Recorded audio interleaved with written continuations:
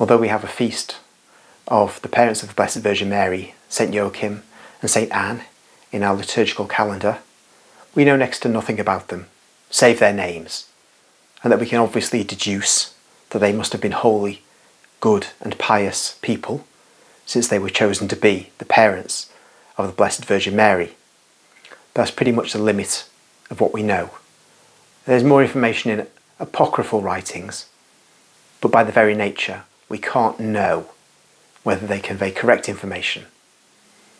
But fortunately, Jesus deigned to give us a lot more information about them through the medium of Maria Valtorta's visions. So I'm going to read, especially for the feast of St Joachim and St Anne, the initial chapters of the poem of the Man God, and as I say many times, also known as the Gospel as Revealed to Me, because if you buy it now, you'll buy it with that title. And hopefully at the end of that, you will have a greater appreciation of those who were the sole objects of Mary's affection when she was a very young child, before she went into the temple, and affections for whom were only surpassed in the Blessed Virgin Mary when she conceived her Son, our Lord and Saviour, Jesus Christ. I shall read from chapter 2 of the first volume of the poem of the Man God. Joachim and Anne make a vow to the Lord. I see the inside of a house. In it, there is an elderly woman sitting at a loom. I would say, noting that her hair, which formerly was certainly jet black, is now quite grey, and her face, though not wrinkled, has the gravity that comes with age, that she must be 55 years old, not more. The woman I see weaving in a room, bright with the light coming from a door wide open onto a large garden. A small holding I would call it, because it smoothly extends up and down a green slope. The woman is beautiful in her definite Jewish features. Her eyes are black and deep, and while I do not know why, they remind me of the Baptists. But, although they are as proud as the eyes of a queen, they are also sweet, as if a veil of blue had been laid on the flash of an eagle. Sweet and somewhat sad, as of a person who thinks of and regrets lost things. Her skin is brown, but not excessively so. Her mouth, slightly large, is well formed and is motionless in an austere setting, which however is not a hard one. Her nose is long and thin, slightly drooping, an aquiline nose which suits her eyes. She is well built, but not fat, well proportioned, and I think tall, judging her in a sitting position. I think she is weaving a curtain or a carpet. The many-coloured shuttles move fast on the brown-coloured weft. And what has already been woven shows a pretty plaited work of Greek frets and rosettes, in which green, yellow, red and deep blue interweave and blend as in a mosaic. The woman is wearing a very plain dark dress, a red-violet colour, the hue of a special species of pansy. She stands up when she hears someone knocking at the door. She is really tall. She opens the door. A woman asks her, "Anne, will you give me your amphora? I will fill it for you." The woman has a lovely 5-year-old child with her, who at once clings to Anne's dress, and she caresses him while going into another room, and returns with a beautiful copper amphora, which she hands to the woman, saying, "You are always good to old Anne. Indeed you are. May God reward you with this son and the other children you will have, you fortunate one." Anne sighs.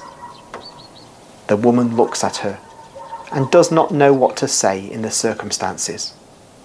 To divert attention from the distressing situation of which she is aware, she remarks, I'm leaving Alphaeus with you, if you do not mind, so that I may be quicker, and I will fill many jars and jugs for you."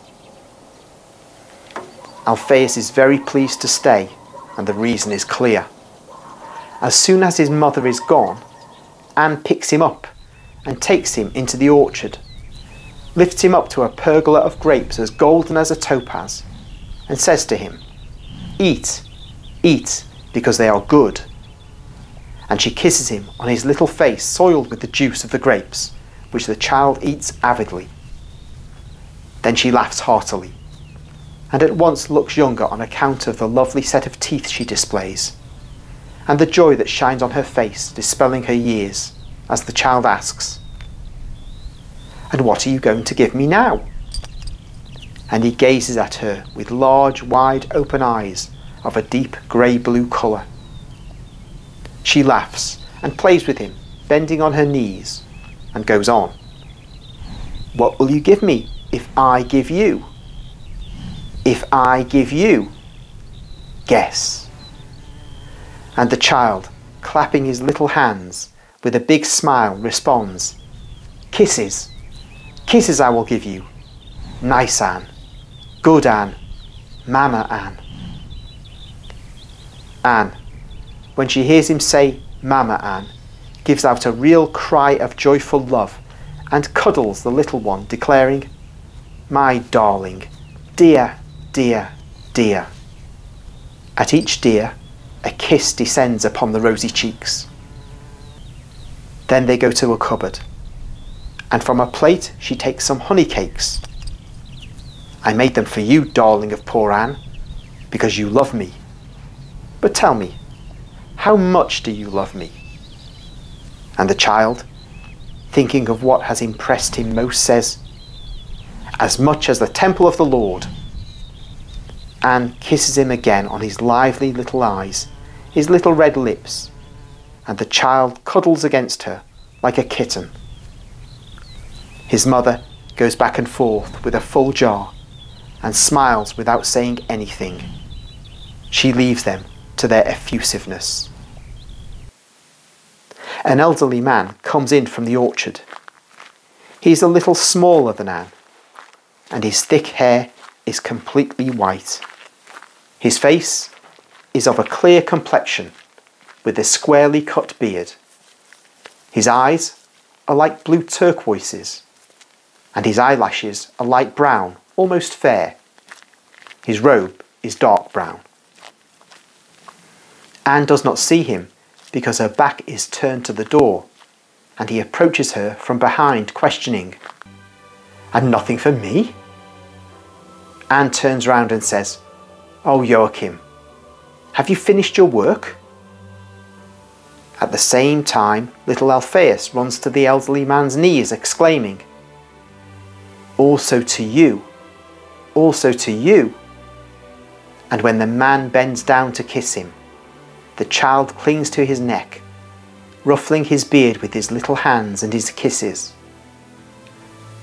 Joachim also has his gift. He brings his left hand from behind his back and offers the child such a beautiful apple that it seems made of the finest porcelain. Smiling, he says to the child, who is holding his hands out eagerly, "Wait, I will cut it for you. You cannot take it as it is. It is bigger than you." With a small pruning knife, which he carries on his belt, he cuts the fruit into small slices. He seems to be feeding a nestling, such is the care with which he puts the morsels into the little wide open mouth that munches and chews. Look at his eyes, Joachim. Don't they look like two little wavelets of the Sea of Galilee, when the evening wind draws a veil of cloud over the sky? Anne is speaking, resting one hand on her husband's shoulder, and she is leaning slightly on him too, an attitude revealing the deep love of a wife, a love still perfect after many years of marriage. And Joachim looks at her lovingly and agrees, saying, "Most beautiful. And his curls? Aren't they the colour of crops dried in the sun? Look, in them there is a mixture of gold and copper. Ah, if we had had a child, I would have liked him thus, with those eyes and this hair. Anne has bent down. In fact, she's on her knees, and with a deep sigh she kisses the 2 large grey-blue eyes. Joachim too sighs, but he wishes to comfort her. He puts his hand on her thick, curly grey hair and whispers to her, "We must continue to hope. God can do everything. While we are alive, the miracle may happen, particularly when we love Him and we love each other." Joachim stresses the final phrase. But Anne is silent, dejected, and she is standing, her head bowed to conceal 2 tears streaming down her face. Only little Alphaeus sees them, and he is confounded and grieved that his great friend is crying as he sometimes does. He lifts his hands and wipes the tears. Joachim says, "Don't cry, Anne. We are happy just the same. At least I am, because I have you. Also, I have you. But I've not given you a child. I think I've distressed the Lord, because He has made my womb barren. Oh, my wife, how can you have distressed Him, you holy woman? Listen, let us go once more to the temple, for this reason, not only for the tabernacles. Let us say a long prayer. Perhaps it will happen to you as it did to Sarah, as it happened to Anne of Elkanah. They waited for a long time, and they considered themselves dejected because they were barren. Instead, a holy son was maturing for them in the heavens of God. Smile, my wife. Your crying is a greater sorrow to me than being without offspring. We shall take Alphaeus with us. We shall make him pray since he is innocent. And God will hear his prayer and ours together and will grant it. Yes, let us make a vow to the Lord. The offspring will be his, as long as he grants it. Oh, to hear me being called Mama." And Alphaeus, an astonished and innocent spectator, exclaims, "I will call you so." "Yes, my darling, but you have your mummy, and I have no baby." The vision ceases here.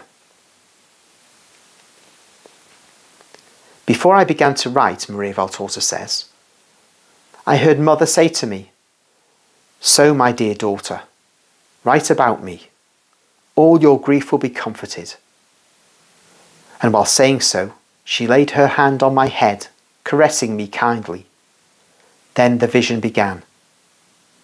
But at first, that is, until I heard the 50-year-old woman being called by name, I did not realize that I was in the presence of Mother's mother, and consequently of the grace of her birth.